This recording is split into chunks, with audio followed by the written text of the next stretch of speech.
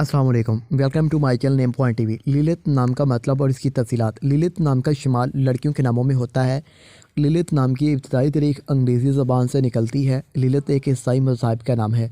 लिलित नाम के अफराद के लिए लकी नंबर 8 माना जाता है। लिलित नाम का मतलब मासी और तूफ़ान देवी है। लिलित नाम के अफराद के लिए मुआफ़िक और फ़ायदेमंद नंबरों में 2, 7 और 9 शामिल हैं। हिंसों के हिसाब के मुताबिक लिलित नाम के अफराद के लिए हुक्मरानी वाले घंटे 7 AM से 9 AM हैं, जबकि खुशकिस्मत दिनों में मंगल, जुमेरात शामिल हैं। लिलित के हाकिम सियारों में मरीख शामिल है। खुशकिस्मती वाली दातों में हिंसों के हिसाब से तांबा, लोहा शामिल है। लिलित नाम के अफराद के लिए मुआफ़िक रंगों में सुर्ख बनफी शामिल है। लिलित नाम के अफराद के लिए मुआफ़िक पत्थरों में रूबी शामिल है, जबकि मुतबादिल मुआफ़िक पत्थरों में हीरा शामिल है। लिलित नाम के अफराद का असूल ज़िंदगी है कि आप ज़िंदगी में आने वाली मुश्किलात से टकराना पसंद करते हैं और इनका मुकाबला करना चाहते हैं। तो प्लीज़ सब्सक्राइब करिए हमारे चैनल नेम पॉइंट टीवी को।